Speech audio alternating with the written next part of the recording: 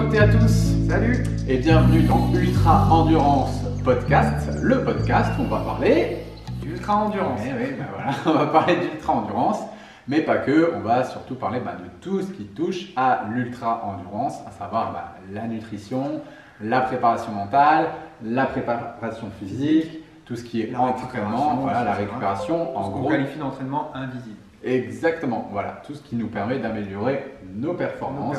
Et surtout durer dans ces épreuves-là d'ultra endurance ou dans les entraînements d'ultra endurance. Donc c'est durer dans le temps, c'est ça ce qu'on va essayer de passer comme message le plus souvent. Exactement. Donc aujourd'hui, Guillaume, Guillaume, Ouais. tu peux te présenter rapidement. Alors moi je suis coach, donc principalement là actuellement en trail, mais aussi j'accompagne certains cyclistes. Donc en tout ce qui est entraînement, donc préparation mentale aussi, mais ma première formation de base, ça a été nutritionniste. C'est là où j'ai eu le plus de personnes à accompagner, on va dire. Et puis progressivement après, en pratiquant moi personnellement le trail, donc je me suis formé aussi en entraînement et en préparation mentale là récemment. Donc j'ai une vision très holistique du sportif, très globale.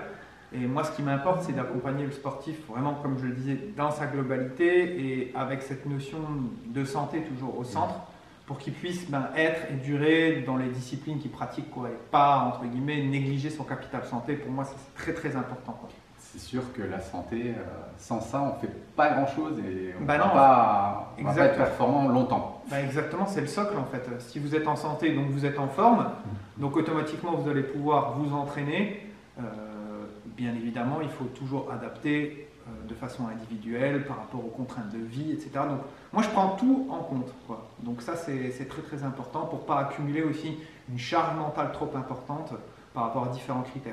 Alors aujourd'hui, on va parler de quoi? On va parler de la nutrition du quotidien. Ouais. Ok. Ouais. Donc tu nous as préparé un petit quelque chose, mais en même temps, on va essayer de faire le truc assez cool quand même, au feeling, que ce soit plaisant. Et pas être là à réciter un cours. Exactement. Donc la première chose au niveau de la nutrition du quotidien, selon toi, la nutrition du quotidien du sportif, un athlète d'ultra endurance, que ce soit en cyclisme ou en ultra trail, c'est quoi les fondamentaux qu'il doit mettre en place?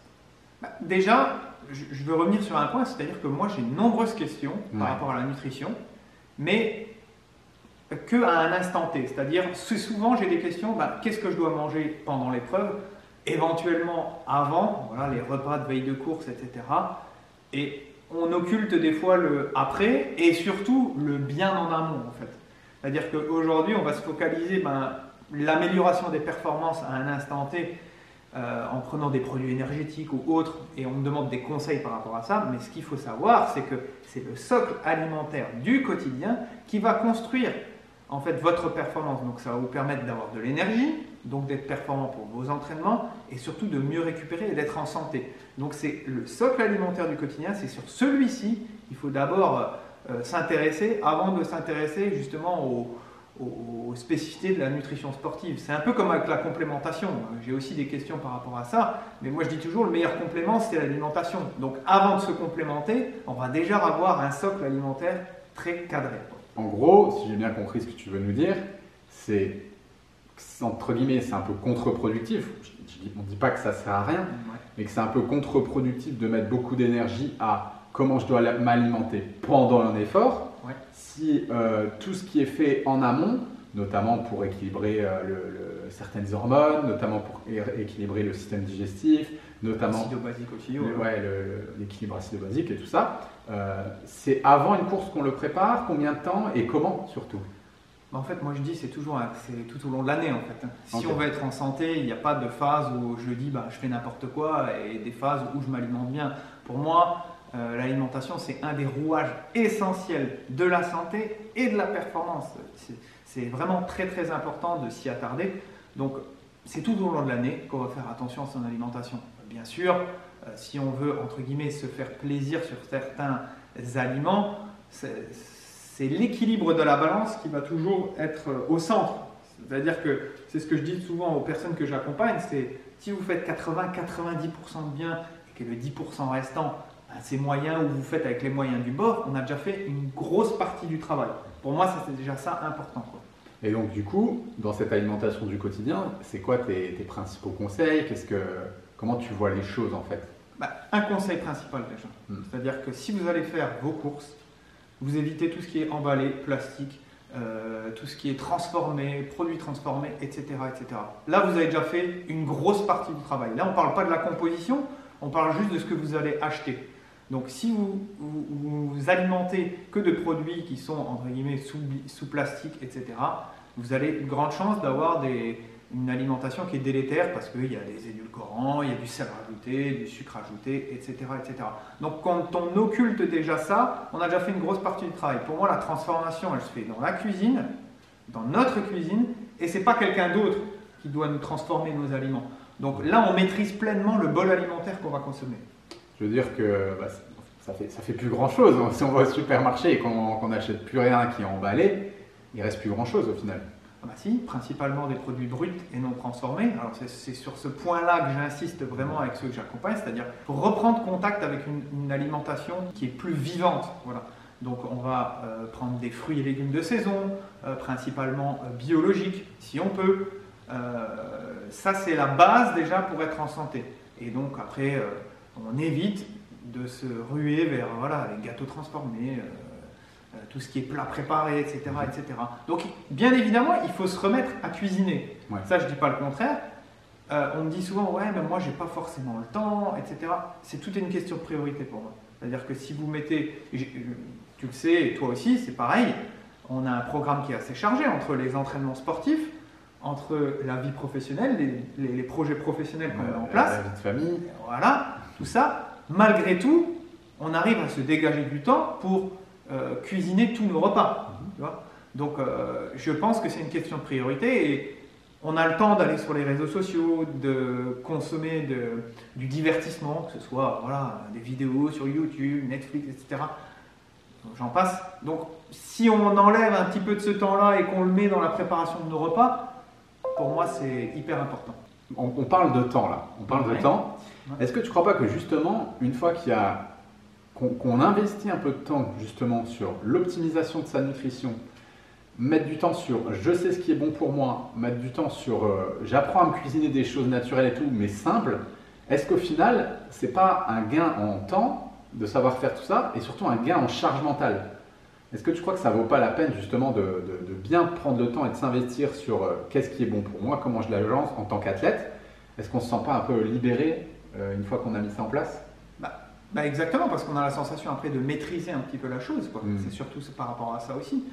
Et c'est ce que je dirais toujours, c'est quand j'ai connu les deux, c'est-à-dire que j'ai connu le fast-food, j'ai connu la mauvaise alimentation, j'ai connu l'excès d'alcool, etc. Et quand j'ai totalement changé et que j'ai pris ma santé en main, j'ai vu une différence de clarté d'esprit. Ouais. Voilà.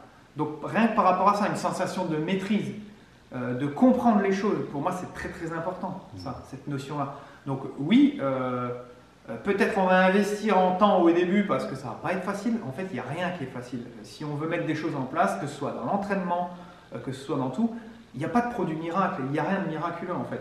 Mais il faut mettre la main à la pâte, c'est impératif. Et ça, dans tous les domaines, que ce soit le domaine du sport, de l'entrepreneuriat, etc. Mais après, on y gagne parce qu'on a la sensation de maîtriser et surtout, on augmente son capital énergétique, on augmente son capital santé. Et ça, ça fait que nous bonifier, on se sent beaucoup, beaucoup mieux. Ça, donc, clair. Pour toi, ça vaut le coup d'investir un peu de temps à se former, à comprendre les choses, à automatiser, j'ai envie de dire, son hygiène de vie. Ouais. Et une fois que c'est fait, j'ai beaucoup plus de temps pour faire autre chose. Quoi. Exactement. Et du coup, de l'énergie. Exactement. Et ça devient une routine. D'accord. Okay. Voilà, ça devient une routine. Ok. Et du coup, parle-nous un petit peu d'une alimentation équilibrée au quotidien. Tu nous as parlé là que il n'y a plus trop d'aliments transformés, que tout ça, il y a des facteurs limitants. Tu nous l'as bien expliqué, on l'a bien compris. Mais du coup, à quoi ça ressemble? Déjà aussi, une notion qu'on peut retenir, je parlais des produits transformés, etc. Donc, ça revient à dire que je veux une alimentation qui est plus vivante, ça c'est clair, avec des produits donc bruts, ou que je transforme moi-même.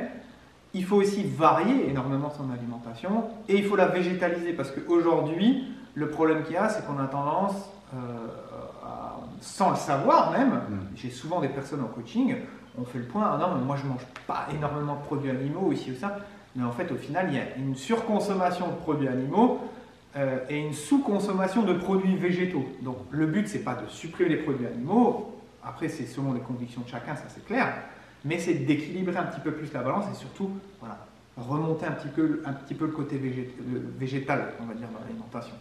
Ok, donc toi, tu n'es pas non plus pour une alimentation, on va dire, 100% végétale ou, Je l'ai connu, je l'ai vécu. Tu as essayé? Toi aussi, de toute façon, on a essayé, on est passé par toutes les phases.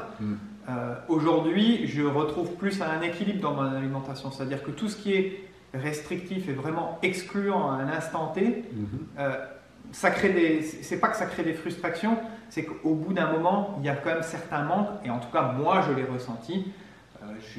J'ai eu une longue période, je dirais même 3 ans, 3 à 4 ans, sans produits animaux du tout. J'en suis revenu et je me sens beaucoup mieux comme ça, notamment en termes de récupération.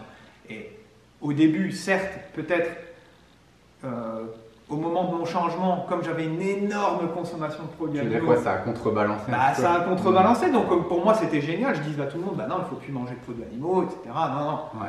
Et puis après, je suis revenu à un équilibre au niveau. À chaque fois, que ce soit dans tous les domaines, en fait, je me rends compte que je reviens à l'équilibre. Voilà. Il faut avoir une somme de plusieurs facteurs, mais qui amènent cet équilibre-là. Et est-ce que tu crois que par rapport à ça, justement, au fait de plus végétaliser son alimentation, est-ce qu'il y a des gens, moi je vois des gens qui sont un petit peu en mode je pourrais pas me passer de viande, moi je pourrais pas me passer de produits animaux. Est-ce que tu penses qu'il y a vraiment des différences et que certaines personnes arrivent mieux à peut-être métaboliser les protéines animales ou des profils, on va dire, qui en ont un peu plus besoin que d'autres? Peut-être des profils qui en ont peut-être un peu plus besoin que d'autres, ça oui, mais après c'est aussi, ça se voit au niveau du microbiote intestinal, c'est-à-dire que c'est la colonie de bactéries que vous avez habitué à manger soit du sucre, soit beaucoup de produits animaux, qui va vous réclamer un petit peu tous ces éléments-là. Donc, pareil, quelqu'un qui n'a jamais mangé de végétaux et qui a une alimentation très carnée, je ne vais pas lui dire du jour au lendemain, maintenant tu réduis de la moitié et puis tu mets... Voilà, on va y aller toujours de façon progressive pour réhabituer l'organisme à bien assimiler tout ce qui est vitamines, minéraux, etc. Et puis surtout les nutriments qu'on va apporter via les végétaux, quoi. Ok. Et du coup, encore une fois, je te repose un petit peu la question, je l'oriente un petit peu différemment, mais qu'est-ce que tu peux nous dire d'autre sur cette alimentation équilibrée du quotidien qui justement permet une amélioration de la performance et de tous les critères que tu nous as expliqués? Quoi d'autre encore? Après c'est simple, c'est-à-dire que si vous voulez une assiette équilibrée, entre guillemets, il faut, comme je l'ai dit, des légumes variés. Alors principalement de saison, c'est encore mieux, biologique c'est encore mieux aussi, et si vous avez quelque chose de local c'est encore mieux. Bon, voilà. Maintenant on n'a pas forcément toujours le temps, donc des fois on me demande Guillaume, et le surgelé, conserve, etc. Alors on va privilégier le surgelé. Parce que le surgelé, entre guillemets, c'est un légume qui a été pris directement et qui a été congelé. Si on ne peut pas avoir de frais. Si on ne peut pas avoir de frais, ça peut être une solution, on va dire, palliative. Voilà. Si on veut toujours avoir cette part de légumes dans son alimentation. Mais ça, c'est hyper important. On prend son assiette, on met une grosse part de légumes déjà. Moi, j'avais entendu un truc sur le surgelé, tu me dis si tu valides ça. C'était que justement, il y avait un côté très sain au surgelé parce que finalement, le légume était cueilli et immédiatement. Voilà. Il était tout de suite surgelé, donc il n'avait pas le temps de s'oxyder. Exactement. Ça peut être une bonne solution, c'est-à-dire que par exemple, si vous allez dans un magasin et que les fruits et légumes ils ont été là depuis 1 voire 2 semaines, etc. Donc ils ont mûri sur l'étalage. Voilà, donc il y a peut-être moins bien fait. Mais on va privilégier toujours le frais. Moi, j'y vais fréquemment. J'ai la chance d'avoir un magasin bio à proximité de chez moi directement. Et j'y vais plus fréquemment dans la semaine. C'est comme ça que je m'organise. Maintenant, je sais qu'avec les rythmes de vie modernes, on n'a pas toujours le temps. Donc, on essaye de faire avec les moyens du bord. Et c'est ce que je dis toujours. Donc, le truc, c'est qu'aujourd'hui, je pense qu'il y a beaucoup de personnes qui sont dans ce cas-là. C'est qu'on entend tout et son contraire. Et tu vois, on parle d'alimentation... cétogène, on parle d'alimentation très glucidique, on parle justement, il y a des reportages là, on parle de véganisme, de paléo. Moi je me rappelle, peut-être des gens qui suivent le podcast ont vécu un peu la même chose. J'étais sur Netflix une fois avec ma femme et on a regardé. The Game Changer. Ouais, on a regardé. Attends, on a regardé 3 reportages dans la journée sur la nutrition. Et en fait, les 3 disaient des choses complètement contradictoires. Et le pire, c'est qu'il y avait des médecins, des chercheurs, des experts en blouse blanche avec plein de diplômes qui avaient écrit des livres et qui disaient mordicus, il faut manger énormément de graisse animale et de protéines animales. Dans l'autre reportage, il montrait des analyses de sang d'un mec qui avait trop mangé de protéines animales. Le mec, limite, il allait décéder et qu'il fallait manger plus d'aliments végétaux. L'autre, il te dit que... Enfin bref, c'est quand même... C'est une jungle. Ouais, c'est quand même une grosse jungle. Exactement. Donc, toi, l'assiette équilibrée explique un petit peu à quoi elle ressemble. On en revient, c'est l'équilibre. Voilà. Donc, comme je l'ai dit, voilà, on a parlé des légumes. Donc, toujours une part de légumes dans son alimentation, ça c'est hyper important. On ne fait pas une assiette sans légumes. Ça, c'est vraiment la base. Ensuite, on va mettre des protéines. Voilà. Donc, des protéines, c'est quoi? Alors, c'est bien sûr, on ne va pas parler de grammage, etc. parce que c'est selon les besoins individuels de chacun. Mais en gros, il faut essayer, comme je l'ai dit avant, de varier. Donc, une fois, on met des protéines animales de type, ça peut être de la viande blanche, ça peut être du poisson, ça peut être, alors pas trop souvent, mais de la viande rouge. Voilà, on va essayer, en général, je conseille une fois par semaine, pas plus. Ça peut être des poissons gras, voilà, une très bonne source de protéines et d'oméga 3 aussi. Ça peut être des œufs, mais ça peut être aussi du tofu, par exemple. Donc là, on a déjà un panel d'apport en protéines. Donc selon les convictions de chacun, on peut quand même s'organiser. Des fruits de mer aussi. Fruits de mer, etc. Voilà. Ouais, voilà. En fait, tout ce qui est produits animaux, on peut les intégrer, mais pareil, on en revient à la non-transformation. On ne va pas surcuire une viande, on ne va pas surcuire un poisson. Moi, j'utilise, toi aussi, un cuiseur vapeur de haute qualité. Voilà, on peut peut-être le citer, c'est le Vitaliseur de Marion Caplan, qui est génial. Donc, c'est un investissement, certes, mais je l'utilise tous les jours. Voilà, ça permet vraiment de garder la qualité des nutriments. Ensuite, je parlais des légumes. Des protéines. On a des sources de protéines. Ouais, donc légumes, une moitié de l'assiette, donc ce serait des légumes. Voilà. Un quart, du coup, à peu près des protéines. Voilà, exactement. Et on va apporter des glucides. C'est très important. Parce que souvent, c'est ce que tu disais avant, soit c'est le surglucidique, voilà, où on consomme trop de glucides, sans le savoir forcément. Hein, parce que souvent, et ça, ça c'est incroyable dans tous les coachings que j'ai, c'est on n'a pas la notion des quantités en fait. Donc certains en consomment beaucoup trop, mais certains en consomment beaucoup trop peu. En fait. Et donc manque d'énergie aussi, etc. avec tous ces phénomènes-là. Donc se réapproprier un petit peu les quantités qu'on va mettre dans son assiette, c'est important. C'est pas pour rentrer dans le calcul à chaque repas, etc.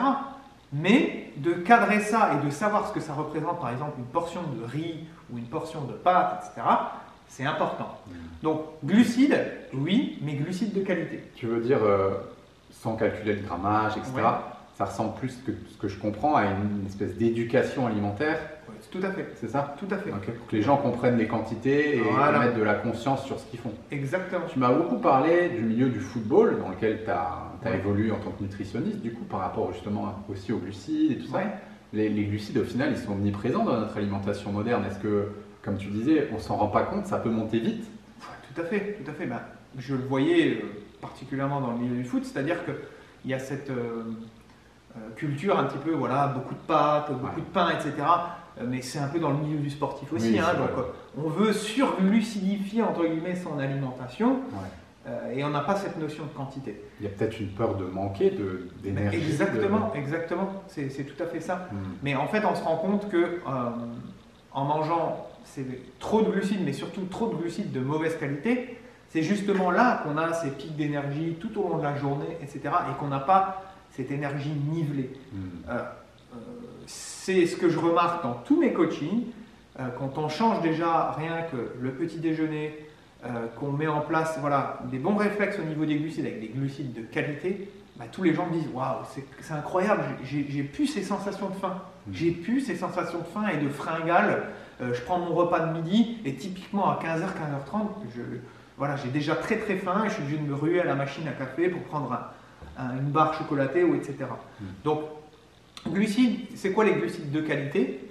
C'est des glucides qui vont peu impacter justement cet effet sur l'énergie. Donc des glucides à indice glycémique qu'on dit bas ou modéré. Voilà. Donc on va essayer sur nos repas, et notamment sur le repas du midi, d'éviter d'avoir ces pics d'insuline qu'on peut avoir. Donc ça peut être quoi? Ça peut être, par exemple, au lieu de prendre du riz blanc, on va prendre plutôt du riz basmati ou du riz complet, par exemple. Voilà, mais ça peut être aussi tout ce qui est quinoa, ça peut être certaines légumineuses, voilà, pois chiches, lentilles, etc., qui sont des très bonnes sources de glucides et des très bonnes sources de protéines aussi. Donc c'est intéressant de les coupler. Ça peut être des pâtes complètes pour ceux qui consomment des aliments qui contiennent du gluten, mais ça peut être aussi, moi j'aime bien consommer des pâtes, mais c'est plutôt des pâtes de lentilles ou pois chiches par exemple. Donc c'est intéressant, c'est une autre alternative aussi. Et on l'oublie souvent, c'est-à-dire qu'il y a aussi l'apport en glucides, il n'y a pas que les céréales, il n'y a pas que les légumineuses, mais il y a aussi tout ce qui est tubercules. C'est très important. Donc patates douces, très bonne source de glucides, et ça apporte en plus davantage de vitamines et de minéraux, et ça respecte l'équilibre acido-basique aussi. Parce que si vous mettez une grosse protéine animale, une grosse source de protéines animales en face par exemple d'un produit céréalier, c'est deux choses qui sont très acidifiantes quand même pour l'organisme. Donc rajoutez peut-être une part de glucides, mais via ça peut être le pané, voilà, via des tubercules, le patate douce, etc. Ça va encore mieux équilibrer la balance. Donc après le sport, c'est d'autant mieux de faire ces choix-là au niveau alimentaire, quoi. Ok, donc tu nous as parlé donc de légumes, tu nous as parlé de protéines au niveau de l'assiette, donc voilà, et de glucides. Et il y a une autre chose fondamentale aussi, c'est tout ce qui est les acides gras. Alors ça, on va les retrouver dans, voilà, par exemple, je parlais avant de poissons riches en oméga 3, etc. Mais tout ce qui est assaisonnement. Donc moi j'appelle ça les assaisonnements santé. Donc là on va utiliser des huiles végétales. Donc on va pas, je reparlais avant du cuiseur vapeur, mais le fait est que vous n'utilisez pas de graisse de cuisson. Donc, par contre, après sur votre assaisonnement, vous pouvez vous faire un assaisonnement par exemple avec un mélange d'huile d'olive et un mélange d'huile riche en oméga 3. Donc ça peut être tout ce qui est huile de lin, huile de colza, huile de cameline, huile de noix, etc. Donc toujours ce petit mélange-là, et pour donner du goût à vos plats, et ça on l'oublie, c'est mettez des épices, mettez des couleurs dans votre assiette. Voilà, ça peut être le curcuma, le paprika, le cumin, le fenugrec, enfin, etc. Il y en a plein, toute une ribambelle, les plantes aromatiques aussi. Donc avec tout ça, on peut se créer une petite sauce, mais une sauce santé. Voilà. Ouais, genre une vinaigrette un petit peu sympa au goût, quoi. Exactement. Et on n'est pas obligé aussi de chaque fois ressaler ses plats. De toute façon, je pars du principe que si vous achetez des aliments de qualité, vous avez moins besoin aussi d'assaisonnement. Il faut qu'on se reconnecte un petit peu avec cette alimentation plus végétale et retrouver le goût. Les vraies saveurs en fait, voilà. C'est des saveurs qui sont naturelles. Parce que ça, on l'oublie. Moi, il m'arrive de manger fréquemment une assiette de légumes, puis je me dis, ah ben mince, j'ai même pas mis d'assaisonnement. Mais parce que le goût me plaît tellement, je me suis reconnecté à ça, que j'ai pas besoin forcément de... Toi, t'en es là maintenant, mais remets-toi un petit peu dans la peau de quelqu'un, vu que tu l'as vécu. T'es pas né avec des parents qui t'ont donné des aliments sains, on en a parlé dans mon premier podcast. Remets-toi un peu là-dedans. Est-ce que tu penses que ce qu'on mange aujourd'hui, l'alimentation industrielle qui est trop grasse, trop sucrée, trop salée et j'en passe, est-ce qu'elle biaise nos capteurs du goût au final? Et comment se... Pour moi, tout à fait, c'est clair. Il faut vraiment se reconnecter. Et c'est pour ça que ça passe quand même par une progressivité, certes, mais à un moment donné, il faut faire des choix aussi.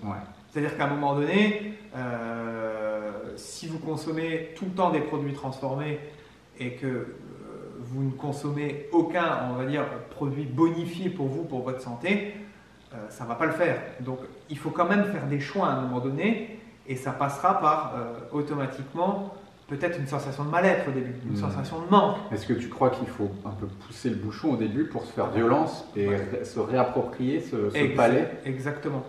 Et par expérience, et il y a certaines études qui le montrent, c'est-à-dire que les habitudes, ça met 15 jours, 3 semaines à s'ancrer. À s'ancrer. Donc on peut vite... Je donne un exemple perso. J'ai fait la Race Cross France, et après la Race Cross France, je me suis un peu lâché sur le chocolat. J'adore le chocolat noir, et j'en consommais le midi, 2 carreaux et le soir 2 carreaux. On va dire, c'est rien du tout. Tu avais peut-être besoin aussi de recharger. Ouais, j'avais besoin de recharger, mais c'était devenu après une routine. C'est-à-dire qu'à tous mes repas, après c'était devenu 2, 3 carreaux, et puis au final, je me rendais compte, oh mince, la plaquette elle descend vite quand même. Ouais. Voilà. Aujourd'hui, j'en consomme plus. Voilà, j'en consomme par plaisir. J'avais perdu ce plaisir. J'avais perdu le plaisir d'apprécier ce chocolat-là. Et tout ça pour dire que, en fait, on peut se créer des routines, mais on peut aussi les déconstruire complètement. Donc c'est important. Ça me fait penser à une citation de Voltaire qui disait toujours du plaisir n'est plus du plaisir. Mais ouais, on a un petit peu là-dedans aujourd'hui avec ces récepteurs du goût qui sont tout le temps sollicités. Exactement. Moi, c'est un phénomène de société. On est dans la satisfaction un petit peu immédiate avec les réseaux sociaux, etc. Et ça se retrouve après dans la nutrition aussi. C'est-à-dire qu'il y a ces phénomènes de compensation, mais ça, on en reviendra sur un autre podcast. On veut parler des addictions, des alimentaires, des craquages alimentaires, des envies sucrées, etc. Ouais, parce que là, on pourrait en parler des heures. C'est un cercle complet, quoi. En fait. Moi, j'ai une petite anecdote, tu m'as fait penser à ton chocolat. J'avais fait une phase où j'avais fait une préparation physique, où j'avais mangé beaucoup moins de glucides que d'habitude. Et c'était assez poussé. Et je me suis retrouvé à manger une carotte crue. Et je me suis aperçu à quel point c'était sucré. J'ai croqué dans la carotte après une période de à peu près 1 mois où vraiment j'avais pas mal descendu mes glucides, parce que j'avais des objectifs, voilà, bref.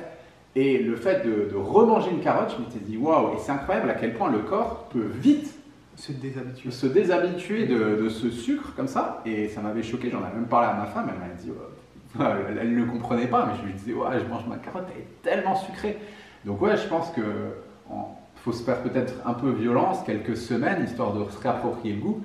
Et après… Que ça soit routinier. Alors après, bien évidemment… il y a tout le contexte aussi peut-être familial, social, etc. On a des tentations. Voilà. Il faut toujours en revenir à l'équilibre de la balance et essayer progressivement de bonifier son alimentation. Oui, c'est quelque chose de subjectif, peut-être après chacun il voit… Voilà, après il y en a, ils vont pas… Je reçois des commentaires des fois, mais on peut très bien avoir des performances sans manger. Oui, mais… j'allais te dire ça, c'est intéressant parce que il y a quand même des gens, même des athlètes qui sont à haut niveau, qui performent et qui n'ont pas une alimentation aussi propre ou qui ne prônent pas ce genre d'habitude. Qu'est-ce que tu en penses de ça moi je pense que après, par rapport à ça, effectivement ça peut être très individuel, mais est-ce qu'il n'y aurait pas justement à voir là-dedans le fait de se dire est-ce qu'il aurait bonifié son alimentation et ce ne serait pas meilleur encore. Voilà, moi je le vois comme ça, je me dis c'est un critère sur lequel il pourrait jouer, comme quelqu'un par exemple qui est très très bon en sport mais qui est limité par un facteur mental. S'il ne travaille pas dessus, il ne va pas passer ce cap-là. La nutrition va permettre de passer ce cap-là. Et puis en général après, ces personnes-là ils ne durent pas forcément dans le temps. Voilà. Et quand ils ont un souci, ils se disent « Ah mince, là peut-être, je devrais quand même modifier des paramètres alimentaires, parce que ça m'aiderait quand même peut-être. » Donc, chacun fait comme il le souhaite, selon ses envies, etc. Mais pour moi, c'est un capital santé incroyable, et je l'ai vu avec de nombreuses personnes que j'ai en coaching, mais aussi dans mon entourage proche avec mes parents. Je reprends toujours cet exemple-là. Ma mère ne faisait jamais de sport, mais jamais. Donc là, elle a 58 ans. Elle a démarré la course à pied en même temps que la transformation alimentaire, etc. Et aujourd'hui, elle est capable de courir. Alors, bien évidemment, elle ne va pas faire un ultra, mais c'est son ultra à elle. Elle fait elle est capable de courir entre 5 et 10 km.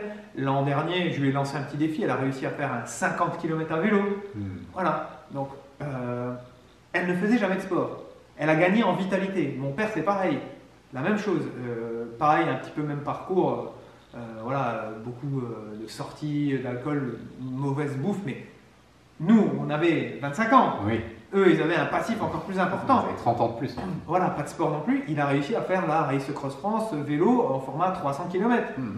Et il gagne en vitalité. Donc c'est ce qu'il me dit à chaque fois. Il me dit, je suis capable de quantifier ça par rapport à avant et de me dire, waouh, j'ai cette sensation de progresser même à 50 ans. Ouais. C'est ça qui est fou. Ce qui n'aurait pas été possible avec son alimentation. Pas du tout, pas du tout. Il n'en serait peut-être même pas là. Et puis il aurait eu peut-être des sièges de maladie, des pathologies, etc.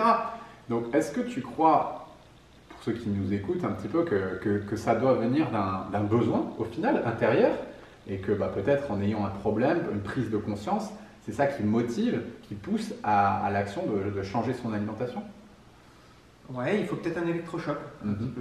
Ouais, comme au final tu as pu avoir Comme au final j'ai pu avoir, mais entre guillemets, j'ai eu un électrochoc par rapport à toi qui m'a guidé vers ça.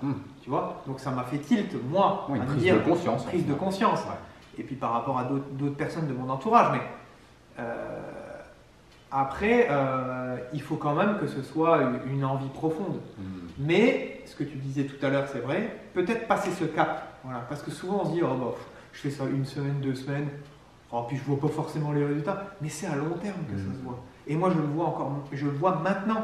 C'est-à-dire que, c'est ce que je te disais l'autre fois, j'ai l'impression d'avoir vraiment cette clarté d'esprit et un temps d'avance comme ça. Mais ça, pour moi, je le quantifie par rapport à l'alimentation parce que si je pars en voyage ou quelque chose comme ça et que je commence à manger autrement que ce que je mange habituellement, je le ressens directement. Alors, pas dans les 2-3 premiers jours, mais au bout d'une semaine, 15 jours, je me dis j'ai besoin de retrouver mon équilibre nutritionnel qui me nourrit profondément, voilà, qui me nourrit au niveau cellulaire, au niveau énergétique, etc. Donc, pour bonifier sa santé à long terme, c'est un critère fondamental. Et qui dit santé, on en revient à ce côté de performance, qui dit santé, dit performance après à long terme aussi. Donc, on veut être endurant, mais endurant sur le long terme. Donc, si j'ai bien compris ton approche et ce que tu nous expliques, la problématique entre guillemets qu'on a abordée au début, c'était justement que des personnes venaient te voir avec des questionnements qui étaient focalisés uniquement et principalement sur qu'est-ce que je mange pendant la course. Ouais.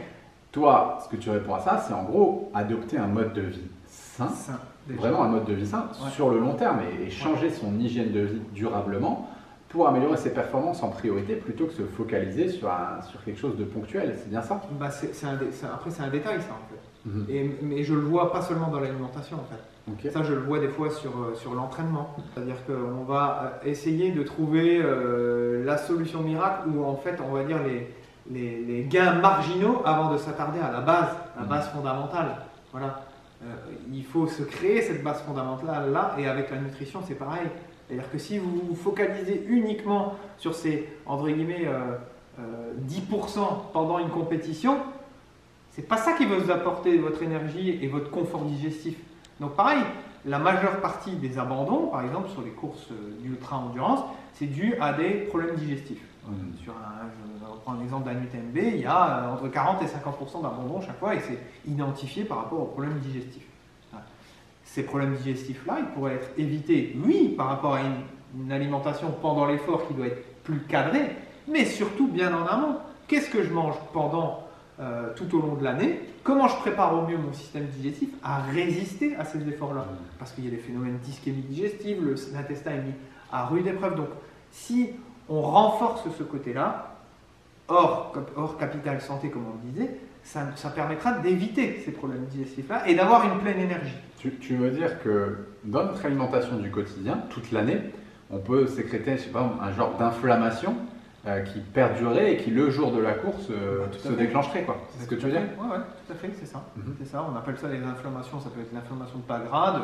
Voilà, c'est totalement ça. Si vous vous préservez tout au long de l'année, on va éviter ces types d'inflammation-là. Et donc, potentiellement, on va éviter aussi tous les problèmes digestifs. Et les problèmes digestifs, c'est quoi en général? C'est j'arrive plus à m'alimenter pendant la course parce que j'ai un dégoût du sucré, par exemple. Ça vient de quoi, ça? Parce que je le vois tout le temps, moi, sur les courses, ça, des gens comme ça. Ça vient justement de cette inflammation du système digestif au bout de temps et temps d'heures. Ça vient aussi d'une mauvaise consommation de glucides, c'est-à-dire que là, on en revient au côté vraiment produit énergétique. Qu'est-ce que j'utilise pendant la course? C'est-à-dire que pendant la course, je vais utiliser des mauvais produits énergétiques. Voilà. Et donc, c'est mauvais. Il y a un afflux peut-être trop important de glucides. Donc ça peut créer des désagréments au niveau digestif. Et donc, les personnes n'arrivent plus à s'alimenter.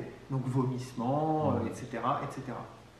Ok. Et du coup, c'est en gros le mauvais état. C'est en gros, pour toi, si je comprends ton raisonnement, ce serait que, entre guillemets, un symptôme. Le fait qu'à la course, ça pète un petit peu, mais c'est de tout ce qui a été fait en amont, quoi. Exactement, Okay. exactement. Donc, encore une fois, ça ne sert pas à grand-chose, d'après ce que tu nous dis, de se focaliser sur la course. Enfin, c'est intéressant. C'est un élément, c'est aussi un point clé. Oui, oui. Mais on va dire, c'est pareil, les deux sont liés. En fait. C'est pareil, c'est si vous avez une alimentation super correcte, voilà, mais que vous prenez des produits énergétiques, que vous alimentez très mal pendant l'effort, le résultat il va être le même. Exactement. Le but c'est qu'il faut être dans la même lignée. C'est-à-dire que si on a une alimentation qui est très bonne tout au long de l'année, avec des produits bruts et non transformés, tout ce qu'on a vu au préalable, mais que pendant la course vous vous dites oh, tant pis, je prends n'importe quel produit énergétique chimique, ça n'ira pas non plus. Ça, je pense qu'on pourra en parler carrément dans un autre podcast. Parce que là, je pense que si on te laisse continuer, on va pour une heure. Oui. Mais je pense que c'est vraiment très spécifique. Donc voilà, on a bien compris l'idée de ce que tu prenais. Le but, c'est de scinder en deux. Voilà. L'alimentation du quotidien, c'est une chose. La nutrition spécifique sportive, c'en est une autre. Oui. Et tout ce qui tourne autour de la nutrition sportive, c'est-à-dire comment je m'alimente, par exemple, la semaine avant une compétition. Oui, bien sûr. Voilà, la semaine avant une compétition. Comment je m'alimente pendant. Et ça, comment je m'alimente pendant, ça se teste aussi à l'entraînement. Ouais. Voilà. Et comment je m'alimente après, par exemple, après un gros entraînement, donc avec des protocoles de récupération spécifiques au niveau nutritionnel. Mais ça, c'est la nutrition spécifique sportive. Sportive, ouais. Donc, voilà. Ça, on pourra en parler dans... Je peux redire une chose, je dirais l'alimentation du sportif et l'alimentation du lambda, pour moi, il n'y a pas de différence. Ouais. C'est simplement les quantités qui vont changer. Mais en gros, que vous soyez un sportif de haut niveau ou une personne lambda, qui veut être en bonne santé, vous devez avoir le même type d'alimentation. Voilà. Simplement, après, bien sûr, que ce soit un trailer ou un cycliste qui s'entraîne 15-20 heures par semaine, il ne va pas avoir les mêmes apports, que ce soit en protéines ou en glucides, par exemple, qu'une personne qui est un peu plus sédentaire et qui a un travail de bureau. C'est pas la même chose. D'accord. Ça pourrait même être nuisible à la santé du sédentaire. Tout à fait. Ça me fait penser à un exemple dans la musculation. Les gens qui font de la musculation, c'est pareil. Ils vont consommer quand même 2 fois plus de protéines, peut-être même un petit peu plus qu'une personne lambda au final. Donc là, les besoins vont être spécifiques en fonction du sport pratiqué. Voilà. Et sans rentrer, c'est pas parce qu'on est sédentaire aussi qu'on va pas consommer de glucides, parce que ça, je le vois souvent aussi. Donc on en revient toujours à l'assiette équilibrée. Donc là, tu nous as aussi parlé des repas principaux, voilà, avec cette fameuse assiette. Mais je pense qu'on peut aussi parler des collations, du petit déjeuner, qui sont quand même des repas assez spécifiques. Est-ce que ça vaut le coup qu'on en parle ou on en parle dans un autre épisode? Je pense que ça vaut le coup d'en parler dans un autre épisode parce qu'il y a tellement de choses à dire et il y a tellement d'idées reçues par rapport au petit déjeuner, par rapport aux diverses collations, etc. Donc, on en parle plus tard. On en parle plus tard. Ok, ça marche. On va pas surcharger. Donc, pour résumer, il faut qu'on parle de la nutrition à l'effort spécifique. Voilà. De tout ce qui est petit déjeuner, collation, etc. De tout ce qui est troubles du comportement alimentaire, addiction, etc. Donc ça nous fait déjà 3 épisodes là qu'on va pouvoir, sur lesquels on va pouvoir bosser pour vous apporter plus d'informations. Écoute, je pense qu'on a fait pas mal le tour là. C'était sympa de partager ça. Ça va être super, je pense super intéressant pour les personnes qui vont écouter ce podcast. Parce que ça c'est pareil, après quand on apporte comme ça du contenu, c'est ce que je dis toujours, il faut laisser le temps d'infuser. Oui, bien sûr. Donc si on apporte énormément de contenu d'un coup, peut-être on n'assimile pas toutes les informations. Donc pareil, on en revient comme avec l'alimentation. Progressivité et équilibre. Exactement. En tout cas, ça nous a fait super plaisir de partager ce moment avec vous. Et puis on se revoit très prochainement pour un nouvel épisode du podcast Ultra Endurance Podcast. Voilà, on vous envoie plein d'ondes positives et on vous dit à bientôt. Salut, ciao.